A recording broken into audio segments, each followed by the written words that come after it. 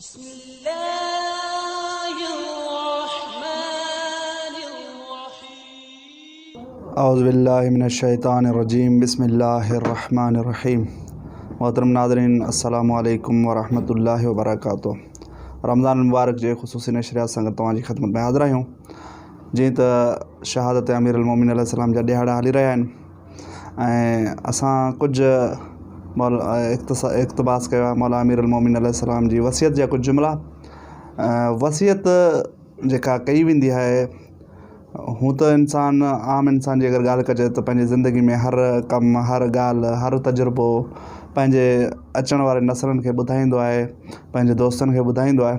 लेकिन जो उनजो आख़िरी वक़्तु हूंदो आहे उन ई वक़्तु यानी वसियत जो वक़्तु हूंदो आहे, उन ई वक़्तु हू पंहिंजी ज़िंदगी जा अहम मसइला अहम तजुर्बा अॻियनि खे पंहिंजे वारिसनि खे या पंहिंजे दोस्तनि अहबाबनि खे ॿुधाईंदो आहे।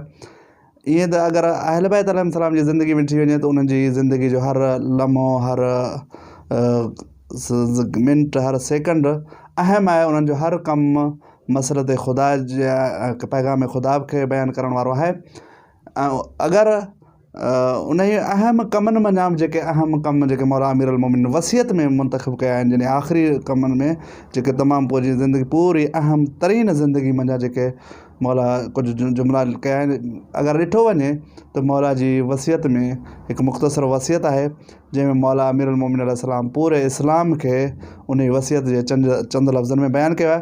उन चंद जुमिलनि मंझां कुझु जुमिला खणी आयो आहे।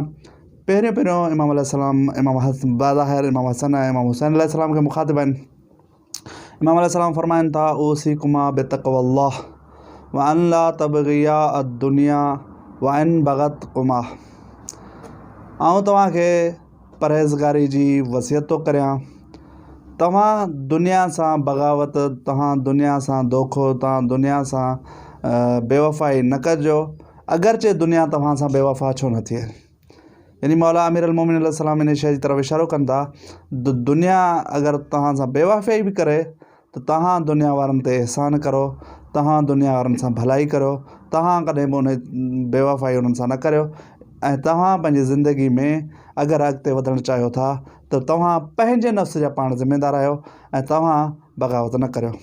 उन खां पोइ मौला अलैहिस्सलाम इमाम हसन ऐं इमाम हुसैन अलैहिस्सलाम सां गॾु फरमाइनि था उन खां अहल बैत अलैहिस्सलाम ऐं तमामु शयुनि यानी असां ताईं बि इन पैगाम खे पहुचाइण जो इमाम सलाम बयानु कनि था।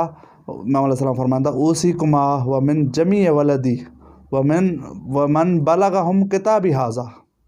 यानी आउं तव्हांखे वसियत करियां थो, मुंहिंजी पूरी औलाद खे वसियत थो करियां ऐं जंहिं ताईं मुंहिंजी हीअ वसियत पहुचे थी उन खे वसियत थो करियां। कहिड़ी वसियत थो करे इमाम अलैहिस्सलाम? बेतक़वल्लाह रब्बकुम वला तमूतन्ना इल्ला व अंतुम मुस्लिमून। इमाम अलैहिस्सलाम फरमाइनि था त अल्लाह जी तक़वा इख़्तियार करो, पंहिंजे रब जी, अल्लाह जेको तव्हांजो रब आहे। वला तमूतन्ना इल्ला व अंतुम मुस्लिमून, तव्हां इस्लाम जी मौत मरो, यानी यहूदियत ऐं नसारियत जी मौत न मरो। काफ़ी अहिड़ा गुनाह जेके ज़िक्र थियल आहिनि, काफ़ी अहिड़ा यानी उन्हनि में जेके ज़िक्र थियल आहे रवायतनि में, अगरि उनजी तफ़सील बयानु कंदी त तमामु तवील थी वेंदी बहस। त उन्हनि में इहो आहे त अगरि फ़िलहाल तव्हां गुनाह कंदो जंहिंमें ज़िना थी, शराबखोरी थी या आमदन नमाज़ जो तर्क करणु, यहूद ऐं नसारा सां जेको आहे मशहूरु कयो वेंदो, यहूदी थी करे उथारियो वेंदो, इन में इलाही सारा गुनाह आहिनि। इंशाअल्लाह के वक़्तु मिलियो त उनखे बयानु कंदासीं। त इमाम अलैहिस्सलाम फरमाइनि था तव्हांजी मौत इस्लाम ते मौत हुजे, यानी तव्हां खां उहे गुनाह सरज़द न थियनि जंहिंजे करे तव्हांजी मौत यहूदियत या नसारियत जी मौत थी वञे।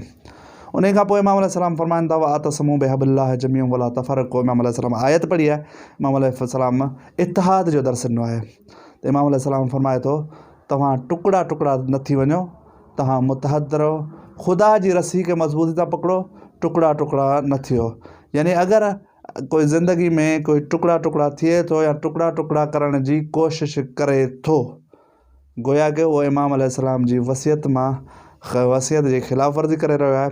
पोइ इमाम अलैहिस्सलाम अॻियां फरमाइनि था व ऊसीकुमा बितक़वल्लाह व नज़्म अमरिकुम। अहम जुमिलो आहे। इमाम फरमाइनि था ऐं तव्हांखे ख़ुदा जी परहेज़गारी जी वसियत थो करियां ऐं पंहिंजे उमूर खे नज़म तनज़ीम ॾियो। यानी तव्हां ईअं न हुजो त जेॾीमहिल दिलि चाहे कोई कमु करियो। तव्हांजो हर ॾींहुं जो हिकु बरनामो ठहियलु हुजे, तव्हांजे ॾींहं जी सेटिंग थियलु हुजे, जंहिं ॾींहुं तव्हांखे ख़बर हुजे त मूंखे अॼु छा छा करिणो आहे। यानी तव्हांजा उमूर मुनज़म हुजनि, ईअं न हुजनि त केॾीमहिल को कमु यानी इतफ़ाक़नि कोई कमु थी वञे।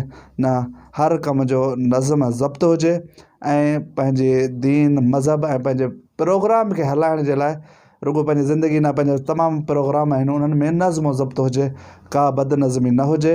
इहा इमाम अलैहिस्सलाम जी उहा वसियत आहे जेका आख़िरी दौर में कई आहे। उन खां पोइ इमाम अलैहिस्सलाम अहकाम बयानु कया आहिनि दीन जा, नमाज़, रोज़ो, हज वग़ैरह वग़ैरह बयानु करे।